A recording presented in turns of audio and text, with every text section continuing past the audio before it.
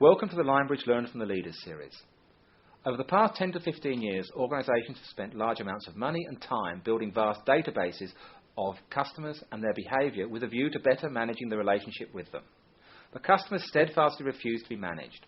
They continue to call the call centre when you would rather they use self-service. They refuse to give you the information that you would really like in order to be able to market to them better. What's happening? To help us answer that question today, we have Peter Murley with us. Peter was one of the founding directors and later customer service director for Firstdirect Bank in the UK. Firstdirect has the highest customer satisfaction rating of any European bank and receives over 36% of its new customers from referrals and recommendations from its existing customer base. Since his role at Firstdirect, Peter has played senior roles championing the cause of the customer in organisations such as Telewest, ITV Digital and Go Airlines. Peter, what approaches have you used to influence the way customers interact with you? I think if I go into CRM processes, customer relationship management, it's a word I hate. It's a three-letter acronym. Consultants use that constantly, so perhaps I'm the last one to comment on three-letter acronyms. But I'd probably replace it with CMR, Customer Managed Relationships. And the reason I say that is that I have seen, as I'm sure you have too, an awful lot of organisations who, probably on a plane meet a CEO who says, I've just put in a CRM solution. And he tells you about that for 10 minutes and you walk away and thinking, I must have one of those. So off you go and buy a fancy CRM solution and put it in place for your organisation.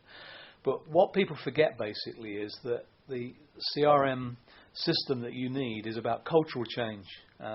It's about how you differentiate your culture, what processes you put in place. And CRM will actually define how your business operates. And it's a whole different way of working. And if it's done properly, it should turn the customer relationship upside down. So many of the people that I've seen put CRM systems in spend an awful lot of money and find that they have to do it 3 or 4 times because they forget that it's about how you change the culture in the organisation and how people respond to those kind of things.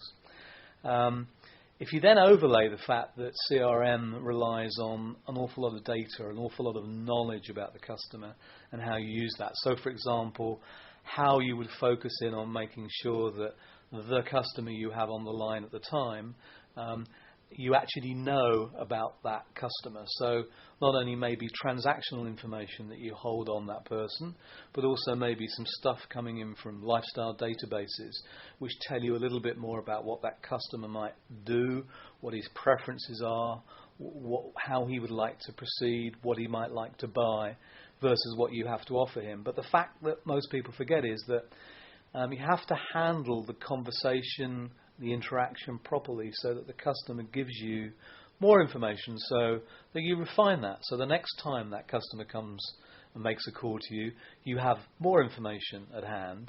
Or if that customer decides, and this is the way the world is moving, to do self-service and go and interact with you on the web, you have to make sure that the information that they feed in on the web, the stuff they tell you, is available in the transaction when they call you. So putting all those different medias together is really, really important. The fact of the matter is, though, that customers, I believe, will only tell you what they want to tell you and what they believe is right to tell you so that the next time they call, their interaction can be what they desire. So you actually believing as an organisation that you can manage the relationship with the customer, I think those days are long since gone. The customer is king.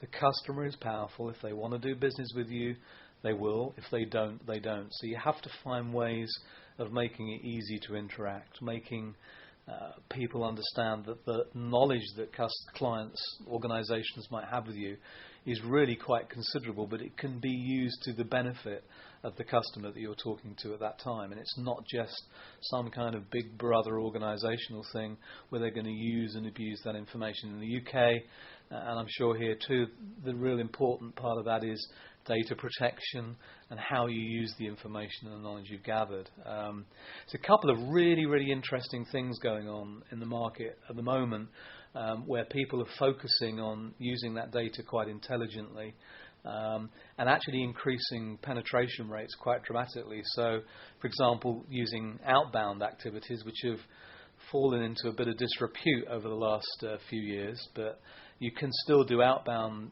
very, very well by using a proper, focused, managed relationship solution.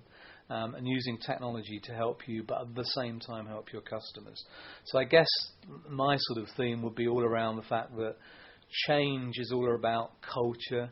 Key differential in the marketplace is about the people you employ and how you serve your customers.